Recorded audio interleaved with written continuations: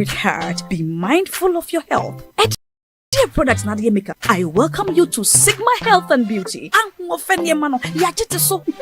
can call us the Beauty Embassy. What percent beauty are more revealed with quality makeup products? There is only one place. The Sigma Health and Beauty 2022 Ghana Makeup Awards Beauty Retail Business of the Year. Of course, we are the defending champions.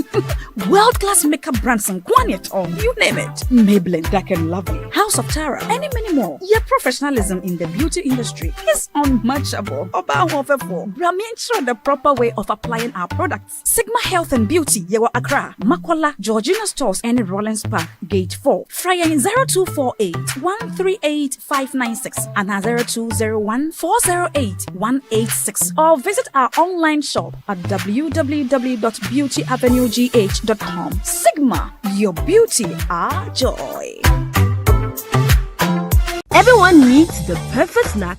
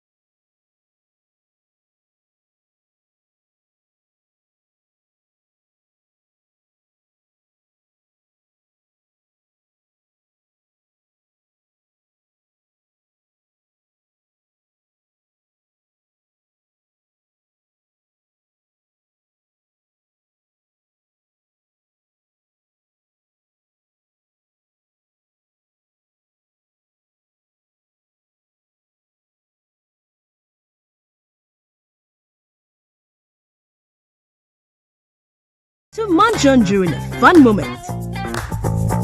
Wow. Enjoy the tasty McBerry Twist cupcakes, deliciously baked and packaged for a sweet treat.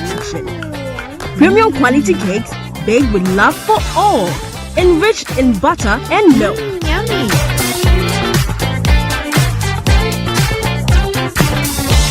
Oh, McBerry Twist cupcakes, simply irresistible. Try one today. This advert is FDA approved.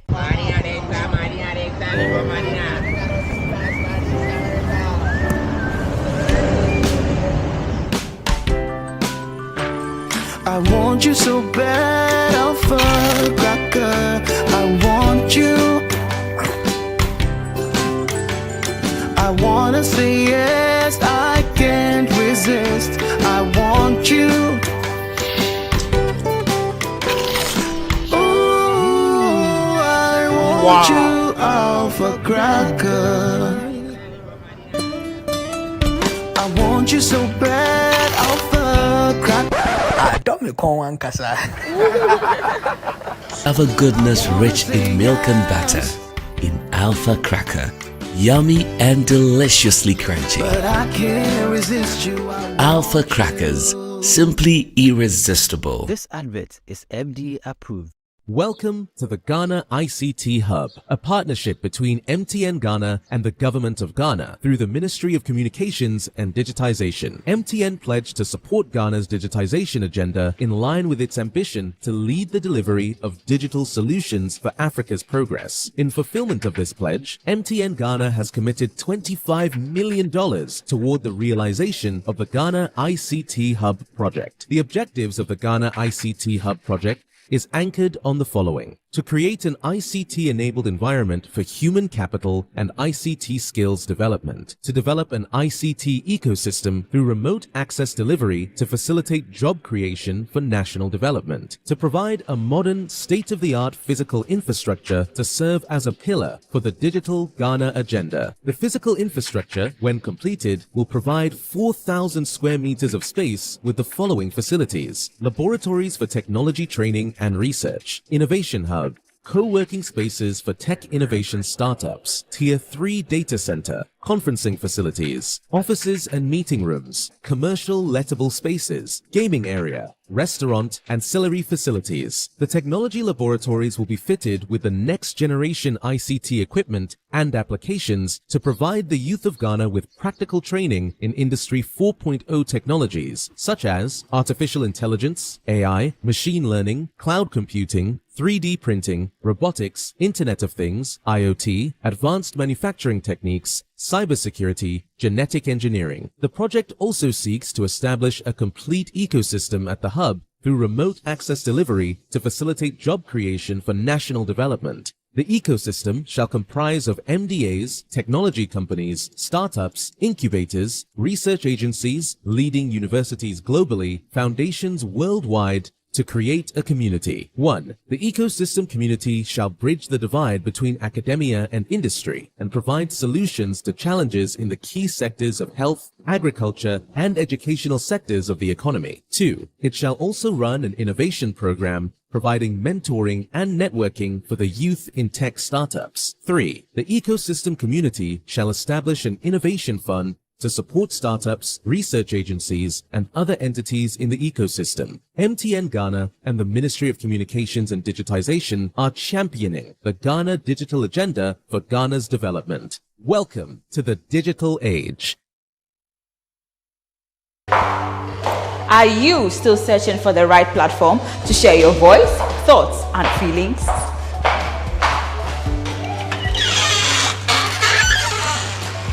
Then the GhanaWeb Reporter on the GhanaWeb app is the perfect app for you. It is Ghana's only citizen journalism and infotainment platform.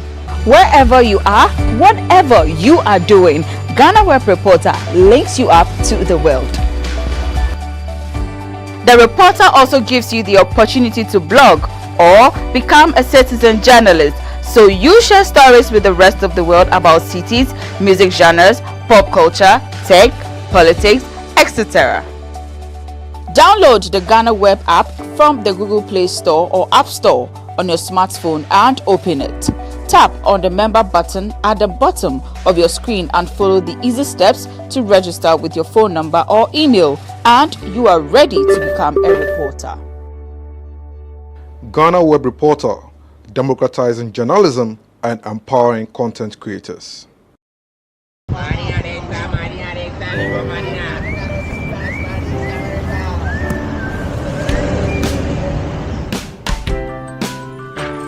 I want you so bad, Alpha Cracker. I want you. I wanna say yes, I can't resist. I want you. Ooh, I want you, Alpha Cracker. I want you so bad, Alpha Cracker. Have a goodness rich in milk and butter in Alpha Cracker. Yummy and deliciously crunchy. But I can't resist you. Alpha Crackers, simply irresistible. This advert is FDA approved. Everyone needs the perfect snack to munch on during a fun moment. Wow. Enjoy the tasty McBerry Twist cupcakes, deliciously baked and packaged for a sweet treat. Premium quality cakes baked with love for all, enriched in butter and milk. Yummy.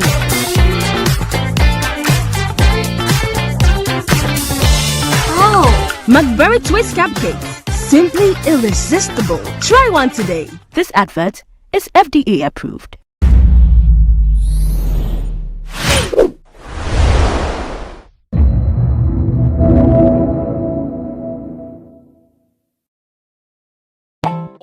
The committee, as a result of the leaked tape, should be ignored by the committee.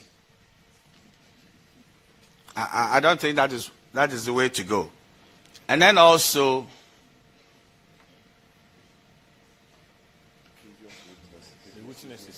Mr. Chairman, I'm coming to that.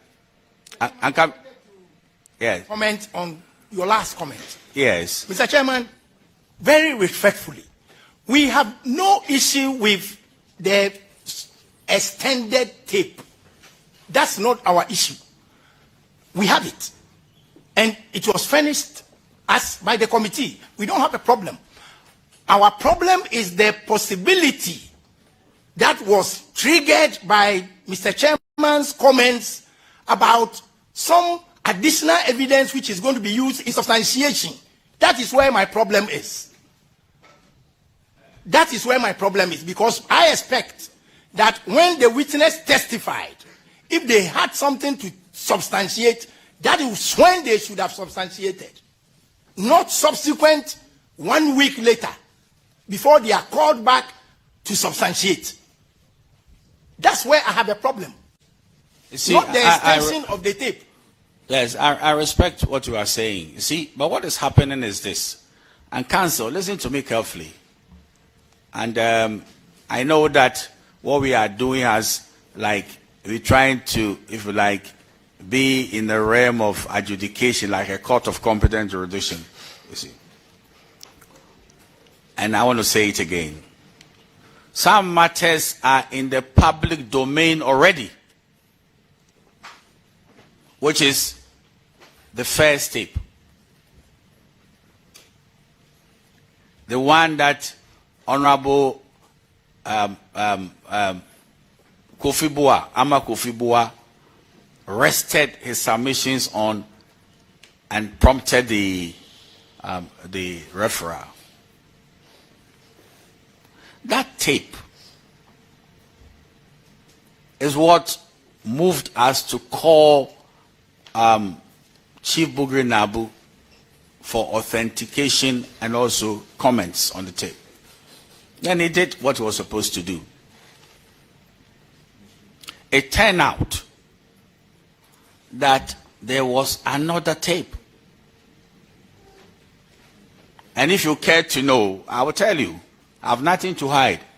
And that other tape was furnished this committee by the lawyers of Chief Bugri Nabu. it will be a miscarriage of justice and an outrageous way of adduction of evidence to discard the second tape. I don't see how we as a committee can say that, no, we won't look at it. When the first tape, if you like, the original one, has been challenged by the individuals who are on the first tape. They say, no, there's more to the tape than we can see. And guess what? The one who said he taped furnishes the committee with the, if you like, the full tape. Council, would they sit with equity, good conscience, and law for this committee to say, well, there is an additional information associated and integral to the first tape, and we want to ignore it. But guess what? I want you to bear in mind that you have a world of opportunity to look at the second tape.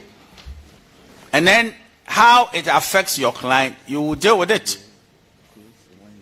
And probably you will deal with it when we sit in camera, when you can look at some of the details properly. But at this stage, I do not see how anybody can say that this committee should not deal with the second tape, because we are on a journey of authenticity, which is part of our mandate.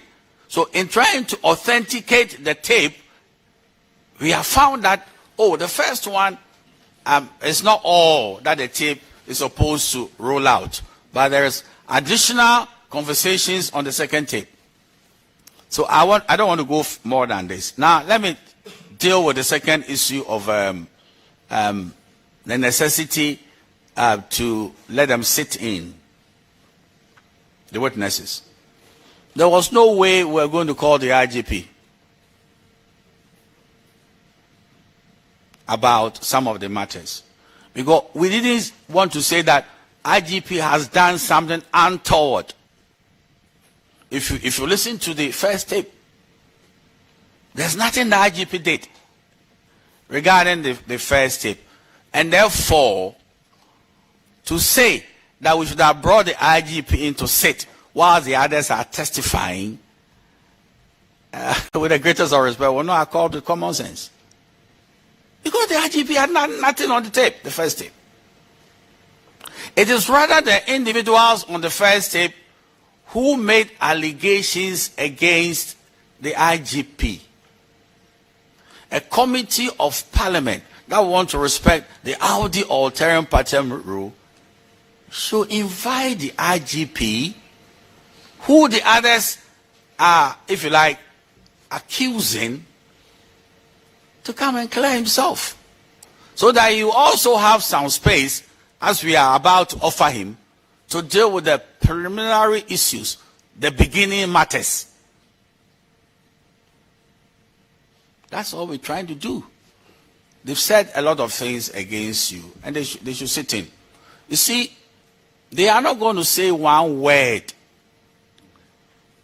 when the IGP is speaking. They are not going to. Their lawyers are not going to ask any questions. They have to listen to the voice of their boss. And then probably, when we retire in camera, then they will know. Now let's get the evidence out, properly speaking. You've made a point about the fact that how can somebody testify and later bring the, if you like, the substantiating evidence. You made that point clearly. Bear in mind that we have all been warned that what we are doing has national security implications. That's why, if you heard me, I could checkmate my vice that please don't go there. I said it. Some people were angry. That why are you trying to stop your vice from? Because this is a strategic listening, and we need to be careful. That's why I could tell you right in your face, I wouldn't sit down here for anybody to besmear the IGP, and I'm enjoying it. No. If we got in camera and there's something that the whole country should hear, and they will hear it. So, Council, I crave your indulgence that when they are outside, it will not affect the testimony of the IGP. It will affect it. And when they are here, it will not affect the IGP's testimony in any way, because they won't say one word. We are not going to permit them to say one word when the Inspector General of Police is speaking. He should end it. And then the wisdom of the committee will be that, look, we've heard the IGP on, if you like, what has come into the public domain. Because some people were saying that, oh, the IGP should not speak in public.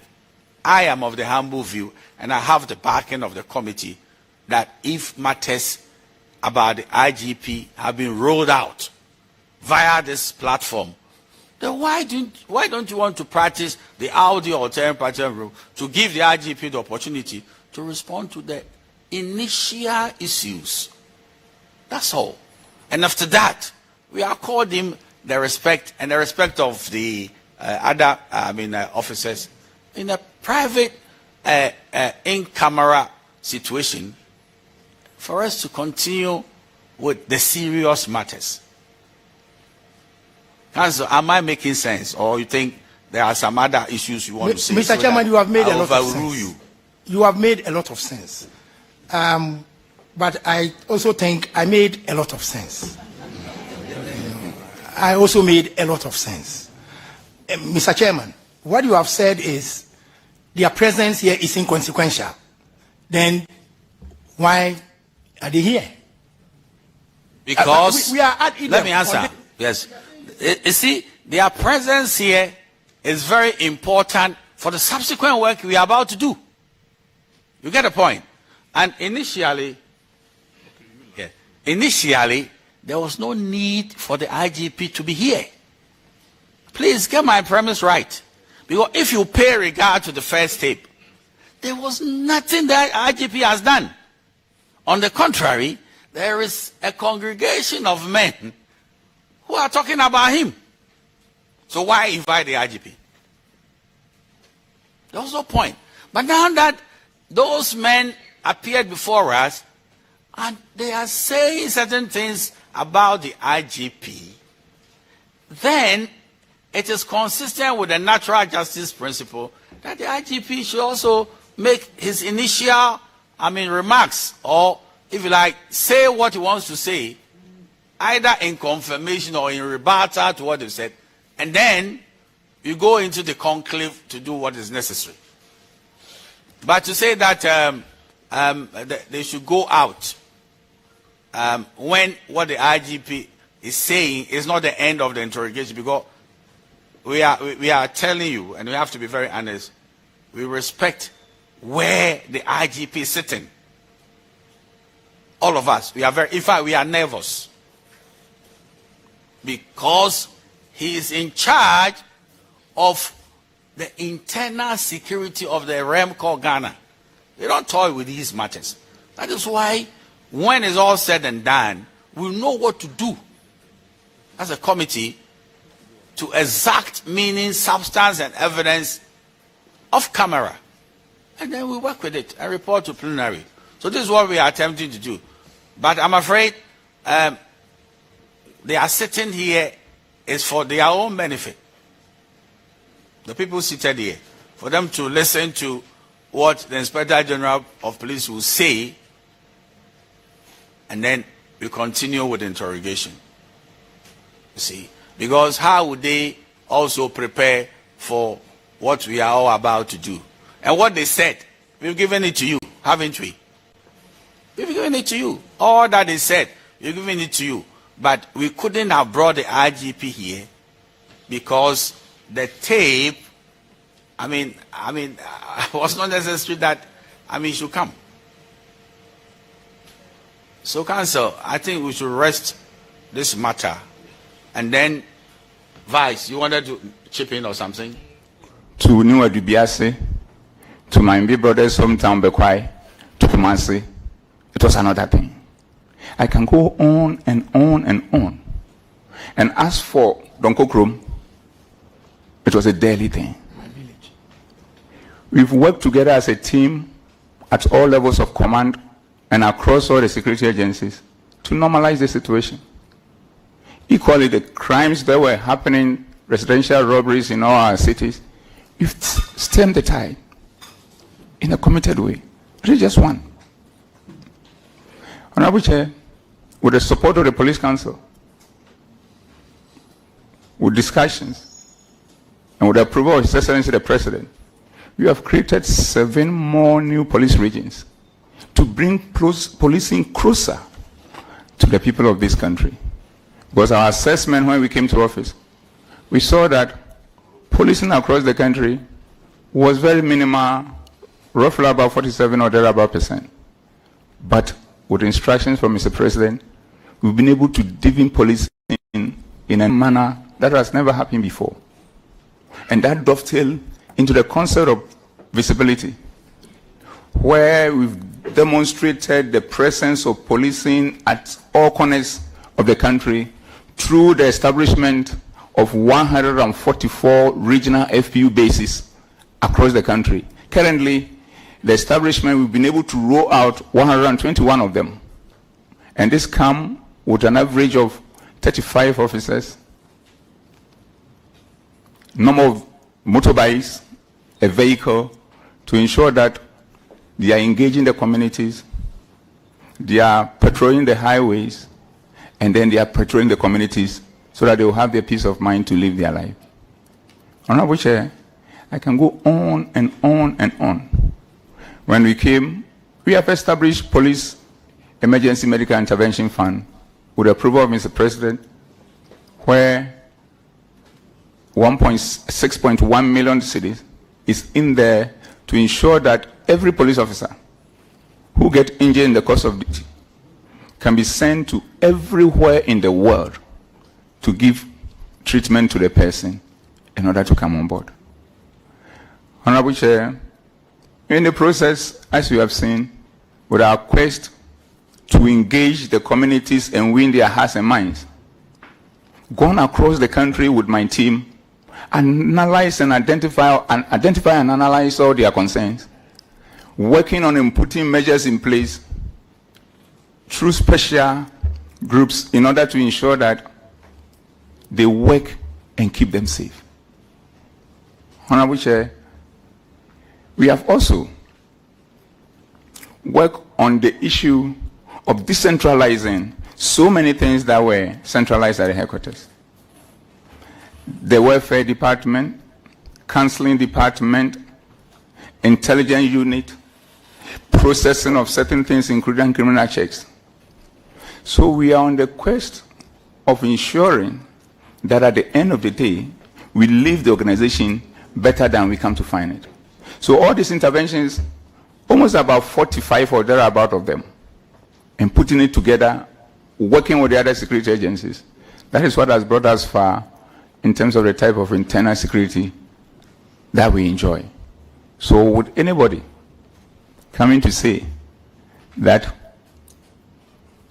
you are the West IGP, it's unfounded, it's unfortunate, and I think the best the person could have done, if he has nothing to say, is probably keep quiet and allow the good people of this country to make a determination on us. And Honorable Chair, the final point on this matter is that it is not about Dampare, it's about the police administration. It is not about Dampare, it's about the police administration. The police is not a sole proprietorship. It is an institution with governance and management structures. Dampare is just one of the officers involved in the governance and the management structure. So that is what it is. And we work in concept and make sure that all decisions that we need to take, we take it as a group. And when it needs the attention of the Police Council, we get that as well. But the interesting point is this. As my colleagues will bear us out, or will bear me out, all these decisions, where it matters, we've been sending to the the regions, the districts, the divisions, and the stations for them to hold meetings and get their inputs involved. And that's the level of teamwork that we brought to bear on the work that we do. So it isn't about Dampare.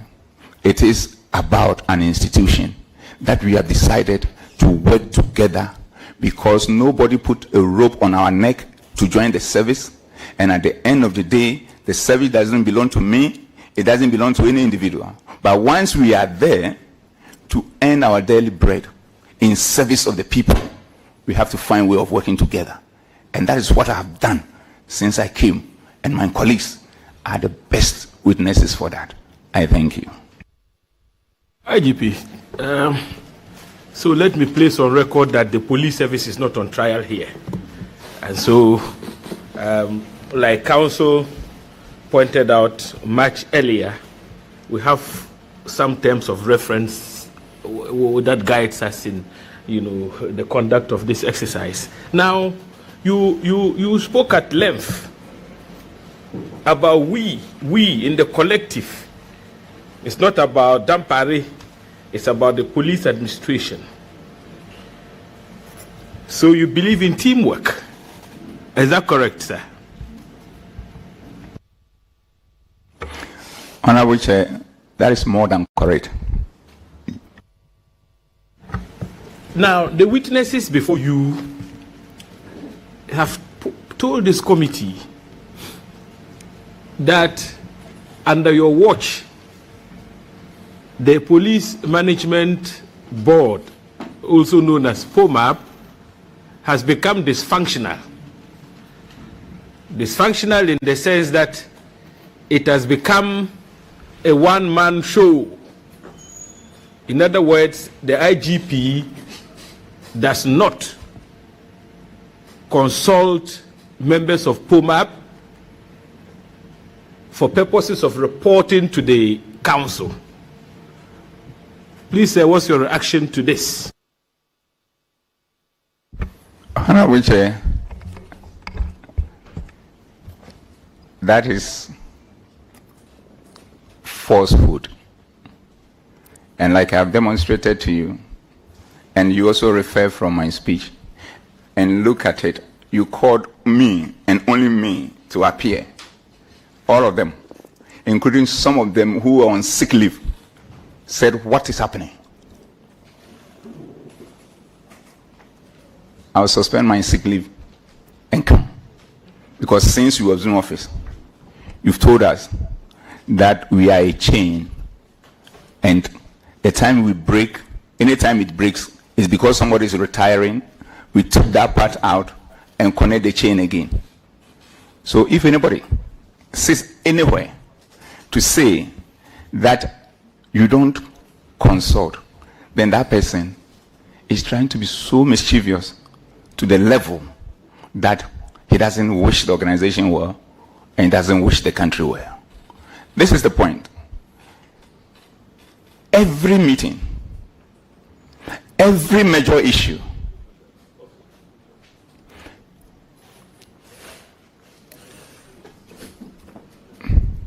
Inspector General of Police. Yes. One dimension of this interrogation which we inform our recommendations is about matters concerning the setup that you had. So please, you interrogate these matters critically in camera. So if you can veer off all the challenges of the service, the people who protect us should not air their challenges, because people should build confidence in the setup. So I'll crave your kind indulgence that in some of these areas of police and what you might be going through and unity and disunity will be better addressed in camera. Yes. Honorable Chair, I am answering a question about what is out there in the public. The person is saying that I don't do what I'm supposed to do with the team. Yes. And I'm answering to it, and the witnesses to the question is out here, is in here with us. And I need to speak to it so that the public which has been misinformed is re-informed with the truth. You've done that sufficiently. And I have to end it and nail it. Honorable Chair, yes, I have to end it and nail it. Other than that, at the end of the day, if there is snake you are killing, as our forefathers have told us, you must make sure that it is really dead. Cut the head. So the head needs to be cut off. So permit me to complete the cutting off of the head. Thank you. A lot of cutting off of the head will be done in camera. Honorable Chair, I'm cutting off the head that is in public. So, the point is simple. It is a lie and it should not be tolerated. Because my colleagues are here. They know, and I'm saying 3 things and I'll end on that. That every time there is any issue anywhere across the country that is of national importance, beyond the normal meetings we have all the time, at times thrice in a week, with some of them saying that, George, is too much because at times we just enter the office and you call us again on a matter. Beyond that, every single one, we have meetings on them. And all the ministers are there. And beyond that, we have the meetings, even including odd hours, in the night, and at times Saturdays, Sundays, because the matters of policing, the matters of security are risen, and we can't wait. Because if you wait, the situation will get out of hand. And this is what we've been doing. And when 95 to 96% of the time, I give room for errors because nobody is perfect, and I'm not. I wait for all of them to speak, and they are here. And after that, they call me magnetic mind. I would then summarize all the position of each one of them, itemize them, and at times I ask them, how many should we have? How many itemization do you think I'm going to have based on this meeting that we've had? And some of them, today we are tired, give us only 10. We are tired, give us 15, or go 8 or out. So at times we have the meeting discussions, and it's like, George, are you doing Ghana movie? Are you going to do part 1, 2, and 3 in this summary? That is the way we do things. And honorable thing, the second thing is to do with the fact that we consider ourselves as civil servant, and every servant has a master, and the masters of we, the police officers, are the public, even including a week-year-old child. That if something is happening to that week-year-old child, we go to his aid or her aid, because that old-year child is our master and we are the servant. And because I head the organization, I call myself the chief servant, and my colleagues are here. They know it. And being the chief servant, it means to me that I'm the least among them, even though I lead them. And this is how I demonstrate them. One, anytime we are moving outside, all of them goes, and I'm the last car to move. When we get to the destination, because of the teamwork spirit that we have, which was also demonstrated here when we arrived, we all alight, line up in succession, in command position, and we greet each other, and then we walk to where we're supposed to go to. When we get there, still being the chief servant, I wait to ensure, and they are here, that each and every one of them has gotten a chair to sit before all of us decide to sit in unison. And when we finish and go back, what I do, they go ahead of me to make sure that everybody is okay, because I'm the chief servant. And when we arrive back to the office or wherever our return place will be, we do the same. Everybody get down, we greet each other, then we do debriefing to find out what exactly happened and what are the lessons that we can put. And they are here. So it is never true. Those people should stop disrespecting the public, because it's just not fair. And the final one, as a chief servant, anytime there's any private family thing associated with any of my commanders, I personally call them, urge them, offer any support that I need to offer, including my own brother, I was there for him 100% when his mother passed on, asking all questions about the development, the movement, about the funeral. And on the day of the funeral, Marshal, all the commanders at Poma went and sympathized with him. And what I do additionally to build that teamwork to make sure that all belong is the fact that I make sure each one of them, when I address them, something that I call regimental diplomacy, even though I'm the head, I use please, thank you, brother and sister. And this is what has glued us together to be working the way we are working and to be protecting the good people of this country the way we are protecting. So it is a big lie if anybody comes here and make this statement. And that person, I think, need to apologize to the public. I thank you. Who did you have in mind when you said you helped your brother? Is it one of the witnesses? I'm talking to my big brother, Brajoj. COP, we see, because of the informality that has developed over the years, at times, even in a formal setting, I get it wrong. So it's about my big brother, COP, Alex George Mensah. Okay, so the records will capture that. Yeah, okay. Okay, so my last preliminary question. You see, IGP,